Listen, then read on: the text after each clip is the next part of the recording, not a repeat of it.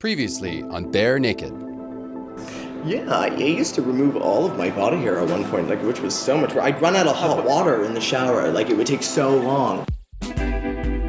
These guys got naked for a campaign to help gay men accept their bodies. I wanted to know how things change when they date instead of starting the night bare naked. So now we've gone from being on the apps and looking to hook up, but what about like dating and stuff like that? Nobody wants to date me, they want to fuck me to try it out, because of their novelty fuck. So in terms of dating, I really have to put myself out there and say, okay, do you want to go to date? And typically queer men are afraid to date men with disabilities, because dating someone with a disability means you have to really learn about their disability. I have similar experience being trans, because I'm just okay, say I was seeing my girlfriend who was we were just sort of chatting up at the time, and we were getting really friendly and then being young and having sexual needs, you of course want to bang each other. So so it got to that really fast. So I was like, okay, crap, I have to tell her or else it's not gonna work out. I have to let her know and let her know how she could do to make me comfortable and such. So that there had to be that conversation, and it was a little bit you have to walk on the line to see I don't want to tell them too much sometimes, because I don't want to turn it off, because I want to get laid. But at the same time, you want to make sure you tell them enough. How do you guys feel about people wanting to fuck you because of one of those categories? I mean, if they're somebody I'm attracted to, I'm just well, if it's a one-night stand, and as long as you respect certain boundaries, I don't care if you're chasing me because I'm transgender. But otherwise, for dating, that's definitely off limits. I don't want to be that trans person that people want to have on their bucket list. Interesting.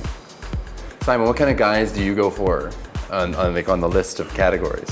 I can't say that I would no, I don't want to date this person, no, I don't want to date this person just because of these boxes or something. If someone checked they're a twink or a daddy or something like this, I wouldn't not date them for that reason. We talk about all these different types. What if your type is white guys or Asian girls or something? Is there how does racism play into these preferences and categories? And they'll say, oh, no black guys, so that's my preference. Well, no, it's not. What if you bumped into the hottest black guy in the world who... There's 6 billion people in the world. You haven't met every black guy. Shut up. What if it blew your mind and you wanted to spend time with them, but you've created this box for yourself because you can't, because you're scared of what? Diversity? It's just I think it's just straight racism. It sort of plays a role as well, like you said earlier, people think of Asian people that are just bottoms, or Asian guys are just bottoms or something, and black guys have huge dicks. Things like this, it kind of plays into the community this way, where people only search out these things, and then you're sort of put into that category yourself, unwanted. I think when it comes to dating though, I do have a preference. I want to date somebody who's similar to my culture. So I would have a preference for Asian girls, because that's somebody I can bring home and integrate into my culture more easily. Yeah. I think that what you're saying about the willingness to accept your culture, that's a huge part of it. If you can't bring somebody home that's going to sit there and acknowledge that this is the weird food that you guys eat and this is what you're going to do, you're going to sit around at dinner and this is just what it's like. If you can't get over that, if you can't try another culture, one, oh my God, I'm never traveling with you. Two, I'm definitely not going to date you and bring you home, because you can't do it. So of course you're going to be geared towards someone of your own race. And in that sense, I don't think it's as bad as necessarily just straight out eliminating. I would say the same thing about ability level. Date somebody in a chair so you can figure out what the reality is, and maybe they need help with getting up dressed, maybe they need help with eating, maybe they need help with all those things, but at least it takes you out of your comfort zone for a minute and you get to spend time with another person.